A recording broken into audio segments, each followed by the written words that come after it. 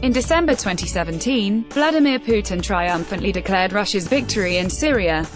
Addressing troops during a surprise visit to the Khmer air base, he also announced a partial withdrawal of forces. "The homeland is waiting for you, friends. Godspeed," he said. Although Russia's intervention on the side of Bashar Assad did meet with marked success, Putin's declaration was little more than political theater timed for the upcoming presidential campaign in March. Russia has already announced troop reductions in Syria 3 times. Not only is the military actually unlikely to withdraw from Syria, it will probably continue operations there. The Kremlin next year will also continue to fuel its other major conflict, Ukraine, by supporting proxy forces in breakaway republics in the country's east. Read more. U.S. general calls for contingency plans for war with Russia. But even as Russia's global conflicts look set to roll into 2018 unhindered, its armed forces are at a crossroads. Divergent spending priorities, resource constraints and myriad dilemmas loom over the horizon. Russia's aerospace forces have shown dramatic progress compared to their performance in the 2008 Russia-Georgia war. Military reforms launched that same year and a large modernization program in 2011 have left their mark. They also, however, display the limitations. Lacking precision-guided munitions, targeting pods to make good use of them, and smaller munitions, the Russian air wing's combat performance is still arcane compared to its Western counterparts. It is effective, but brutish. Cognizant of these limitations, Russia is now pursuing a new arsenal for non-contact warfare, one based on long-range precision weapons and other guided munitions. But moving forward will be no easy feat in the face of its confrontation with the United States. Western sanctions, which now seem destined to stay in place for many years, are hampering Russia's access to key technologies. Sanctions have also made the international cooperation necessary for these technological developments more difficult. What's more, Russia is having to balance its demand for more advanced weapons with a slew of other priorities.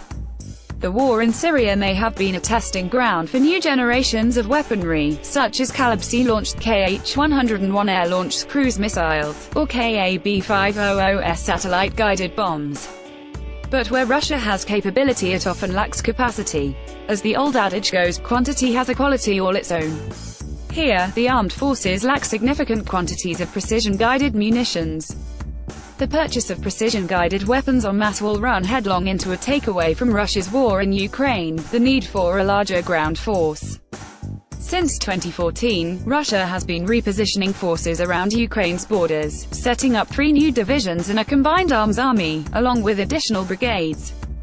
This force has been a drain on men and material, and shifted spending priorities. Read more. The weaponization of tedium is Putin's new strategy, op-ed, to equip new regiments, like those deployed on Ukraine's borders, with tanks, armored personnel carriers, infantry fighting vehicles and self-propelled artillery. Russia has to expand its ground force. This, too, is a costly undertaking. But signs suggest that in the recently signed State Armament Program 2018-27, priorities will shift toward the army and the airborne troops. All the while, Russia's defense budget has been declining since 2015 even as costs grow. Defense spending in 2017 was planned for around 2.84 trillion rubles, $49 billion, down from 3.09 trillion in 2016. Even more reductions are planned for 2018 and 2019, and the upcoming state armament program also seems quite modest at 19 trillion over 10 years. Competition for resources is tight. From developing armed drones to sustaining the Spacelift program and recapitalizing the Strategic Bomber Force, nearly all sectors of the armed forces are vying for attention. Alongside expanding the ground force and arming them with newer weapons, Russia also wanted to expand the size of the contract share of its military force to 425,000 by the end of 2017. These are the better trained, more specialized servicemen. Smart soldiers are more important than smart weapons. This lofty goal, which would have required adding as many as 50,000 contracted servicemen to the armed forces every year since 2012, began to stall last year, proving impossible to reach. And comments from senior officials indicate they will fall short of reaching the less ambitious 405,000 figure heading into 2018 due to a large number of previously made service agreements expiring. The armed forces may expand, but they are visibly struggling to increase the number of contract servicemen. Russia's conflicts in Ukraine and Syria aside, a busy regimen of training exercises and readiness also factors into costs.